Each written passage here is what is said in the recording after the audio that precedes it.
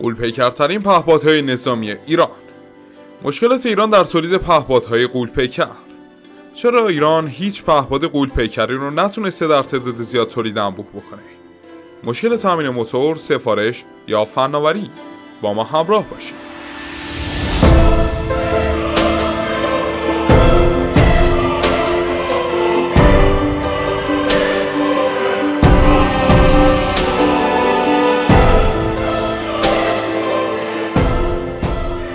سلام دوستان، خیلی خوش اومدید به یه ویدیو دیگه از چنل نظامی جنگاور. همونجوری که میدونین پهپاد هم مثل بقیه هواگردهای موجود توی جهان، مثل هلیکوپترها و جنگنده ها در چندین کلاس وزنی سبک، متوسط و در نهایت کلاس سنگین رده‌بندی میشن. و خب ایران از اونجایی که جزو کشورهای پیشرو در استفاده و ساخت پهپادهای نظامی هستش، به تازگی داره سعی میکنه فناوری‌های پهپادی خودش رو به سمت پهپادهای سنگین‌تر ببره. قطعا همونجوری که حد زدیم این پهپادها فناوری پیچیده‌تری رو توی بحث طراحی، ساخت و تولید انبوه دارن که به همین دلیل کمتر توی کشوری مثل ایران تولید انبوه و یا ساخته شدن.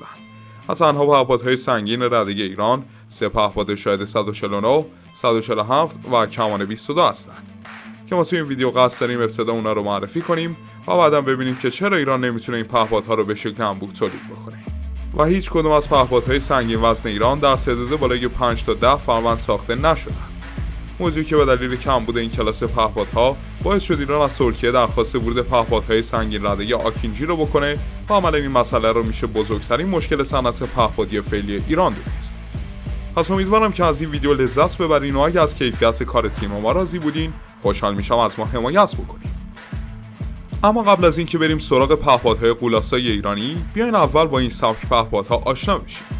پهپادهای سنگین وزن یا غولاسا رده‌ای از پهپادهای بزرگ هستند که به انجام ماموریت‌های مهم نظامی در ابعاد بالا و فاصله‌های دور به همراه مقدار تسلیحات زیادی که حمل می‌کنند معروف هستند. پهپادهای سنگین وزن 3 مؤلفه برد بالا، حمل تسلیحات سنگین و متعدد و حملات تهاجمی سرکوبی سنگین رو دارند. و با همین ویژگی‌ها با دیگر پهپادها متمایز میشن. این پهپادها نسبت به پهپادهای سبک‌تر و سنگین جثه بسیار بزرگتر و پیچیده‌تری دارن که در نهایت باعث افزایش قیمتشون شده. موتورهای این پهپادها از نوع خاص توربوفن و در نهایت سری توربوشافت یا همون ملخی خودمون هستن که میتونن مقدار نیروی بسیار زیادی رو تولید کنن. و ابعاد بالها پهن پیکرتر از سایر پهپادها هستش. همچنین این نوع پهپادها به خاطر ماموریت‌های خاصشون تجهیزات شناسایی اپتیک پیشرفته‌تر و گرون‌تری دارن.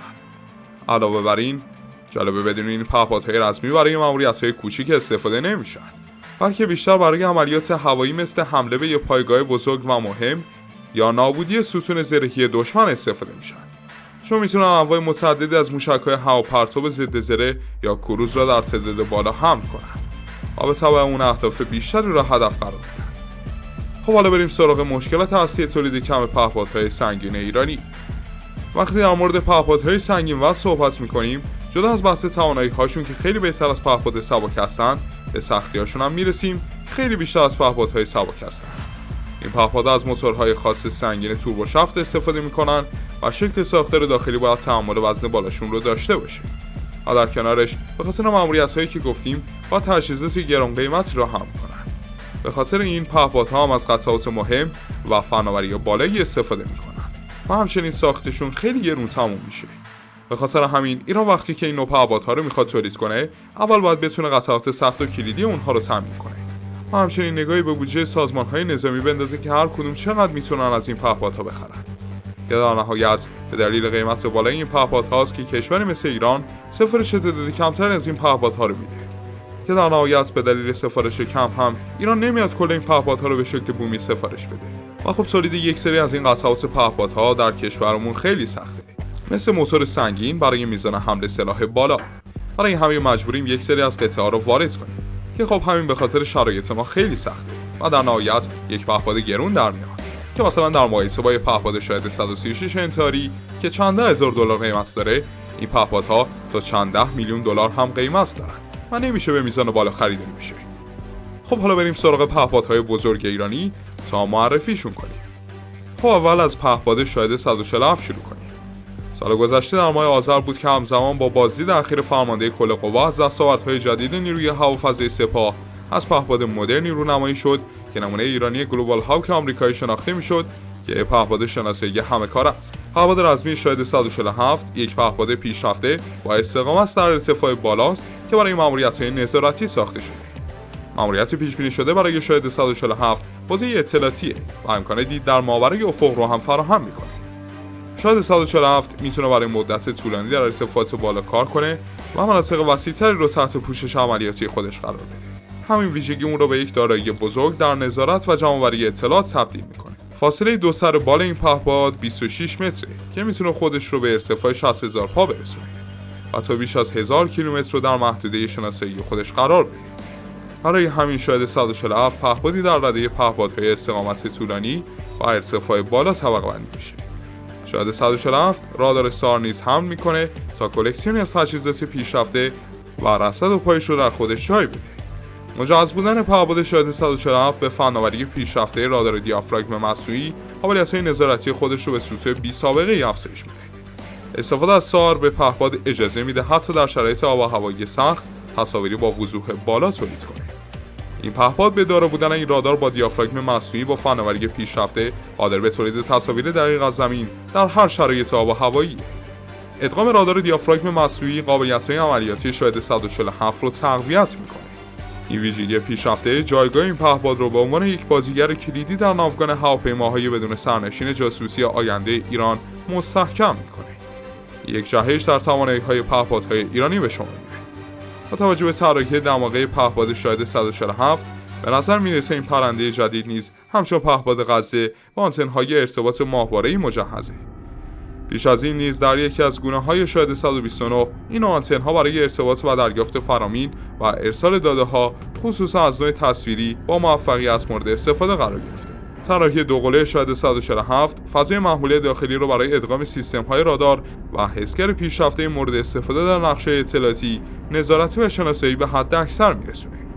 شاهد 147 از یک موتور توربوپراپ نیرو میگیره که از جمله ویژگی‌های مهمی که این پهپاد جدید سپاه پاسداران از اون برخورداره استفاده از همین موتور توربوپراپ بوده که بعد از پهپاد غزه دومین نمونه در میان خانواده شاهد به شمار میره. استفاده از این نوع موتور به دلیل اون که دارای توربین خاصی هستش میتونه در ارتفاعات بالاتر راندمان بیشتری داشته باشه. همچنین سرعت بیشتری رو برای پرنده فراهم کنه که همین ویژگی باعث افزایش سقف پروازی و سرعت بیشتر پهپاد غزه به نسبت دیگر پهپادها شده. پهپاد شاهد 149 یا پهپاد غزه به عنوان یکی از پیشرفته‌ترین و بزرگترین پهپادهای ایرانی محسوب میشه که تاکنون توسط نیروهای مسلح ایران ساخته شده. ویژگی و تجهیزات به کار رفته در پهپاد فوق سنگین و پهن پیکر شاهد 149 نشون از پیشرفت چشمگیر ایران در افزایش توانمندی‌های حوزه پهپادیه. پهپاد شناسایی رزمی شاهد 149 با توان حمل 13 بمب و 500 کیلوگرم تجهیزات جمع‌آوری اطلاعات و سیگنالی و همچنین مداومت پروازی 35 ساعته تا شعاع 2000 کیلومتری قابلیت اجرای انواع عملیات‌های رزمی و اطلاعاتی رو داراست و توان نظامی ایران در آسمون منطقه رو تا حد بسیار زیادی ارتقا میده. این پهپاد شباهت بسیاری با پهپاد MQ-9 ریپر آمریکایی داره و در رده عملیاتی با این پهپاد مقایسه میشه. پهپاد غزه با طول دو سر بال 21 متر و طول 11 متر، سرعتی حدود 350 کیلومتر بر ساعت و بیشترین وزن برخواسته اون 3100 کیلوگرمه و توانایی حمل محموله با وزن دست کم 500 کیلوگرمی رو دارست و ارتفاع پروازی اون حدود 10668 متر معادل 35000 پاه. از این رو با توجه به ابعاد بزرگ و وزن سنگین این پهپاد از یک موتور توربوپراپ استفاده شده که این اولین باریه که در یک پهپاد ایرانی از موتور توربوپراپ با این قدرت استفاده میشه. تاکنون اطلاعات دقیق از میزان قدرت این موتور منتشر نشده، اما با توجه به تصاویر منتشر شده و اطلاعات عمومی پهپاد به نظر میرسه پهپاد غزه از یک موتور توربوپراپ با قدرت 650 اسب بخار بهره میبره. از دیگر نکات قابل توجه در این پهپاد استفاده از یک سامانه الکترواپتیک پیشرفته‌تر نسبت به پهپادهای قبلیه. این سامانه که به نظر میرسه جزو پیشرفته‌ترین سامانه‌های الکترواپتیک ایرانی باشه، علاوه بر دوربین دید در روز با قدرت زوم حداقل 100 تا 120 برابر از دوربین حرارتی تصویرساز و مسافت‌یاب لیزری نیز برخورداره.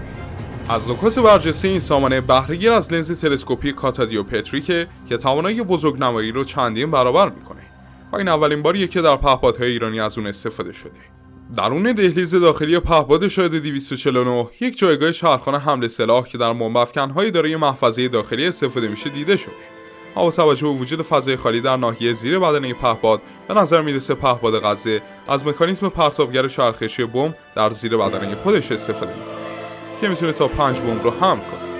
در صورت صحت این موضوع، این اولین پهپاد ایرانی هستش که از این مکانیزم استفاده میکنه.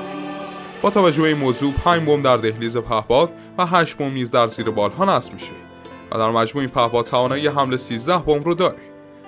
خب حالا بریم سراغ کمان 22. کمان 22 هواپیمای بدون سرنشین پهپیکر جدید نیروی هوایی ارتش مجهز به محموله‌های رزمی، اپتیکی و جنگالیه. این پهپاد توانایی شناسایی، مراقبت و جمع‌آوری اطلاعات و عکسبرداری از اهداف دوردست رو داره و بر اساس نیازهای عملیاتی نیروی هوایی ایران طراحی شده. پهپاد کمان 22 از طراحی تقریبا مشابه با پهپاد آمریکایی MQ-9B بهره می‌بره و دارای 7 پایلون برای حمل تسلیحاته که 6 پایلون زیر دو بال و 1 پایلون در زیر بدن است. در جایگاه زیر بال 4 بمب هواپرتاب قائم، 2 بمب گلایدر ناشناس و زیر بدنه غلاف جنگ الکترونیک دیده میشه. در کنار پهپاد هم بمب هدایت لیزری ستاره 4 و غلاف جنگ الکترونیک شاهین قرار گرفته. پهپاد پهپیکر کمان 22 بیش از 3000 کیلومتر برد عملیاتی داره و قادر به پرواز تا ارتفاع 8000 متری. این پهپاد قادر به حمل انواع مهمات و موشک‌های لیزری و هوشمند بوده. از قابلیت‌های شناسایی، مراقبت و جمع‌آوری اطلاعات و عکسبرداری از اهداف دوردست برخورداره. کمان 22 از قابلیت حمل انواع محموله با مداومت پروازی بیش از 24 ساعت برخوردار بوده و به لحاظ مداومت پروازی، حمل تسلیحات و برخورداری از سامانه جنگال از مدل قبلی خود، یعنی کمان 12 بروسر و کاربری فزاینده تری داره. طول این پهپاد 6.5 متر، ارتفاع اون 2.5 متر و طول بالهای اون متجاوز از 17 متره. کمان 22 همکنون مراحل تست نهایی رو میگذرونه که ارتش جمهوری اسلامی ایران تاکنون از این پهپاد در هدایت، کنترل و نظارت بر منطقه رزمایش‌ها استفاده کرده. خیلی ممنونم که همراه ما بودید دوستان. بسیار سپاسگزار میشیم که کانال ما رو داخل یوتیوب و تلگرام دنبال کنید تا از اخبار و ویدیوهای نظامی جدیدتر مطلع بشید. تا قسمت‌های دیگه، خدایا رو نگهدار.